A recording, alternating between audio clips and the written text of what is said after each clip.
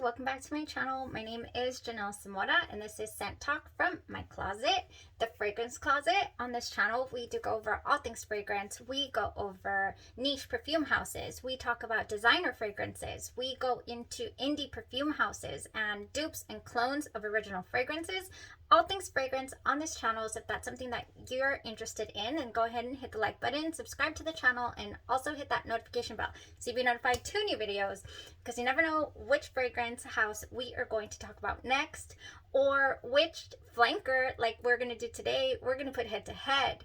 So I love these videos. I love the side-by-side comparison wear test review videos, because I just feel like in one day I can discover and come back and give you guys my full-on thoughts and opinions. And you know, instead of just reviewing one fragrance, I mean, we got two for one. And so yeah, went ahead and put these on today at around 10 this morning. So we've gone a good, I always have to count with my fingers, 10. Yeah, it's been 8 hours. It's been 8 hours, yay, that we have been wearing L'Interdit by Givenchy, and it's one of the flankers, Givenchy L'Interdit Rouge. Really excited. I wanted this hopefully to be one of those floral fragrances that was going to be great for spring. And I had heard a lot, if you're like me, I had read a lot of reviews, I had heard a lot of reviews about L'Interdit Rouge being more like a nighttime fragrance.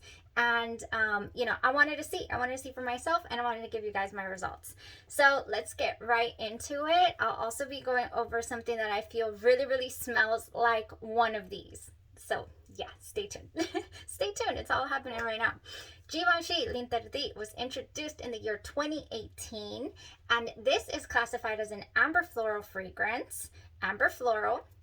Both of these. This one as well, the L'Interdit Rouge, was not introduced until the year 2021.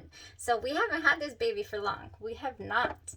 The 2018 version of L'Interdit by Givenchy, and this is the roll-on that I found at Ulta one day. This is how I first experienced it, and then I was like, okay, I need the spray version, and I happen to be a subscriber to Scentbox, and so I went ahead and ordered the spray EDP version of L'Interdit, and I did wear it already one evening.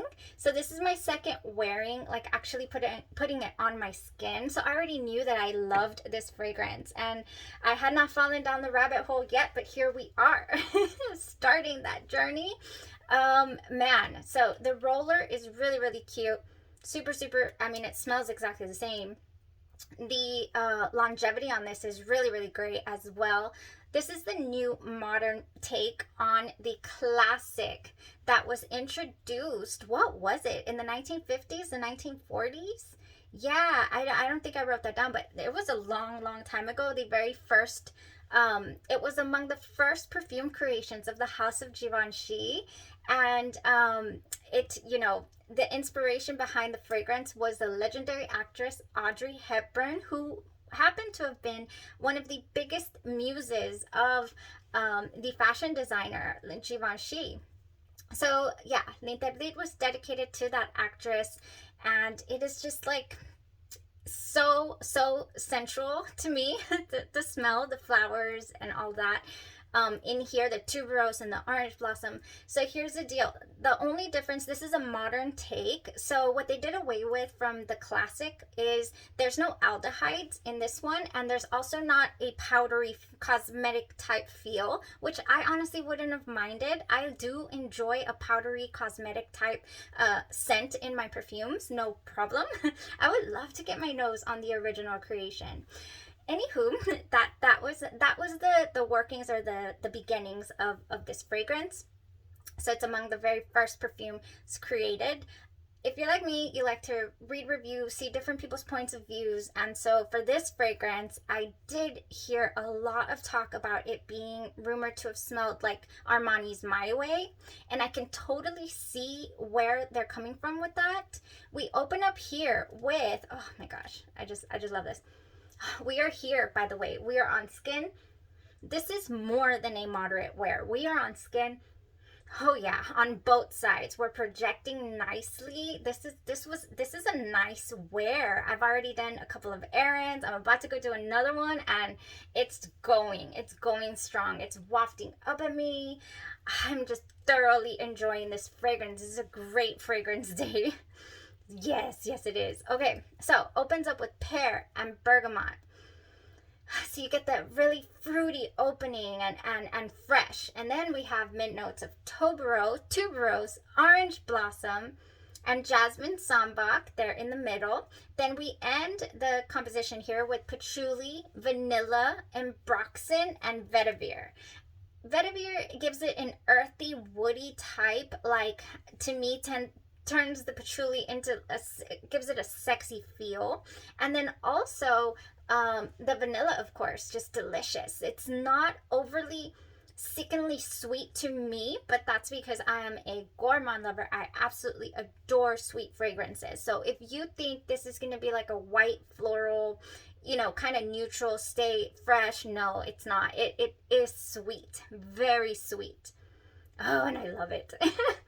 Oh, I will say, so in regards to it smelling like My Way, I can see the reference. I can see where that's coming from. You know, in the opening of My Way, we do not have pear. We actually have orange blossom, and we do have the bergamot in My Way's opening. In the mid composition of My Way, we also have the tuberose, and we also have the jasmine sambac, so that's pretty similar as well. And then we end off with the only note here that's the same as vanilla, but My Way has cedar that ties the fragrance together, whereas this one has vetiver. So that's the differences between My Way and L'Interdit. Even though I didn't do a side-by-side wear test, it's still heavy. I love Armani. I absolutely adore Armani, and we had a beautiful Armani week, and I still remember the smell of My Way, and she's over there somewhere. Yeah, resting for our next wear. Beautiful spring fragrance, that My Way. Oh, anyways, L'Interdit, delicious. That's all I can say about this fragrance. So beautiful. It feels very, very good, very well put together. I don't get a teeny boppy vibe from this, as I also read.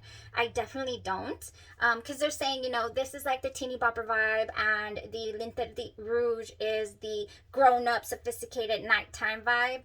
I cannot place the fragrance in that category, honestly, because this is, maybe it's the patchouli and the woodiness, but I don't see how this, you know, it does have a youthfulness to it and a brightness about it, and I just adore it for that. I really do. This is such a good fragrance, and I had not gotten a chance to wear it as of late, since we've been off and enjoying other fragrance houses. So good. My other favorite by Givenchy is Irresistible, I believe it's called. Yeah, that's another really classic, good one. Date appropriate. I feel like I just want to go on a date. Okay, so now let's talk about what is the difference from the original to the Rouge. L'Interdit Rouge. I was so curious about this. You know how long I've been holding on to this? Since I did a swap with my friend, I was like, I need the Rouge. I need the Rouge because I need to explore this, and I need to tell the people. So this is what I need to do. Oh, so good. This baby right here. I love them both. I'm not going to say that I loved this one more than the original. I still adore this fragrance. Like I said, it did not go anywhere. It is still here. It's beautiful. Now, can you tell that this Givenchy L'Interdit Rouge is related? It is of the same line, yes. And I don't mind that at all. But here, we have a little bit of a spiciness going on added to this fragrance. And it has top notes of ginger, blood orange, which is a very sweet take on orange, and then we have tuberose in the mid, jasmine, and pimento leaf, which is different, so that's also another in the spice category. And then we have sandalwood in the base, patchouli, and vetiver. So again, with the vetiver in the base and the patchouli as well. We've done away with the vanilla here. However, there is some sandalwood in this dry down. I honestly wouldn't change anything about this. Like, I add vanilla to it, it smells so unbelievably smooth and sweet. I really, really do love it. What I get from this is a creamsicle, like this color, like the color of my shirt. I get a creamsicle vibe to this fragrance, this orange creamsicle, you know, with a slight spiciness that really throws it into sexy category. Like, you know, that's where I feel people are picking up their sensualness of this fragrance from. And I was like, okay, I've smelled this before. Orange creamsicle, a little bit spicy, very delicious. Reminds me just of, oh, delicious. Oh, I haven't even gone over, no, I just went over the notes. Yes, oh, so gorgeous, this fragrance. Would I place it as a, you know, nighttime version of the original? No. And maybe because I'm coming in with a predisposition here, with something in my mind that this completely, totally transported me to, and it's right here.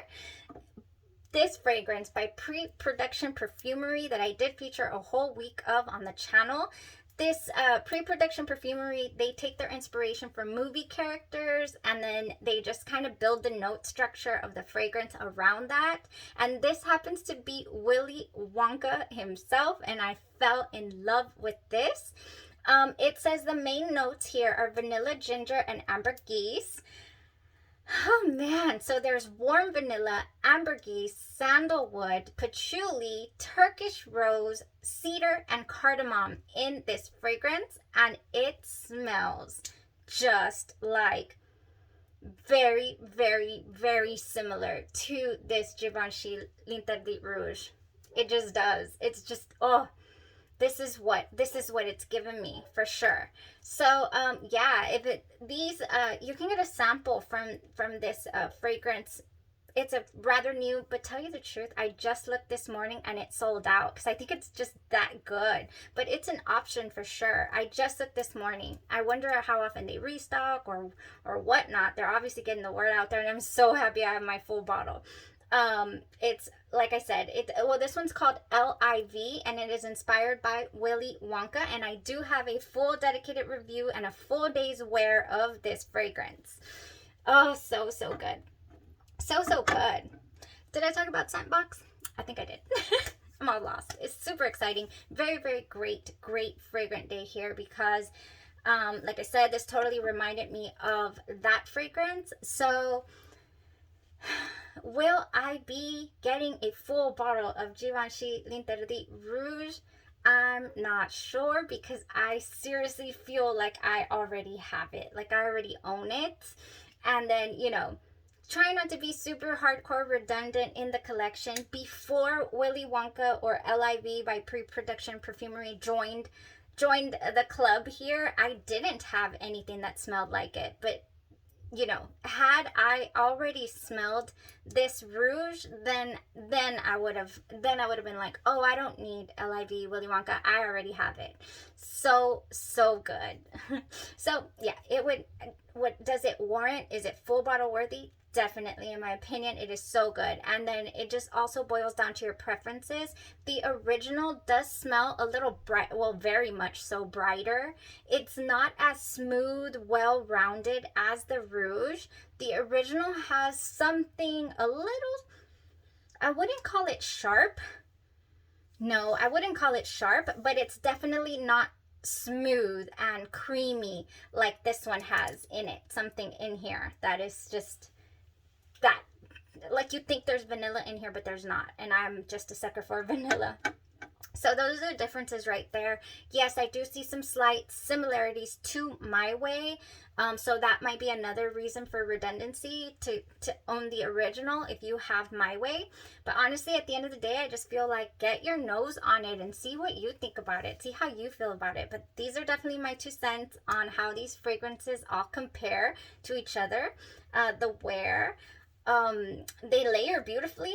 Like I'm about to spray L'Interdit all over because it's still pretty hot outside, so I think I'm gonna go that route.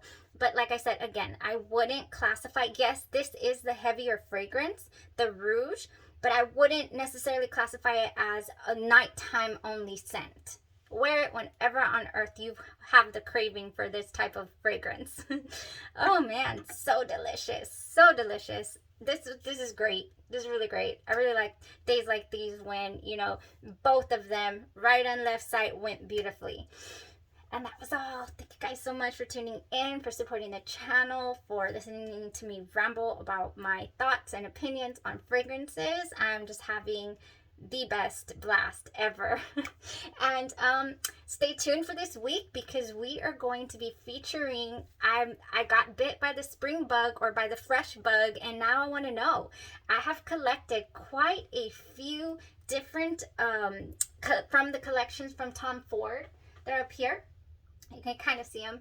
I have, you know, like the Neroli Portofino and the Flor de Portofino and the Soleil Blanc and the Soleil Neige, and the, you know, all the different flankers of or they're not flankers, right? They're just different in the same collection, I guess you could say, by Tom Ford. So I want to break those down. I want to get ready. I want to get ready for the summertime, for the really, really hot weather. You know, I'm not going to be wearing really, really heavy centered fragrances in the dead of heat. However, wear what you want when you want. But yeah, that's just what I want to explore, and hopefully you guys will join me on that ride this coming week. We're going to be wearing them. We're going to be wearing them, breaking them down, checking them out, seeing what on earth they're all about. So thank you guys so much. I'll have a great rest of your evening. Bye bye.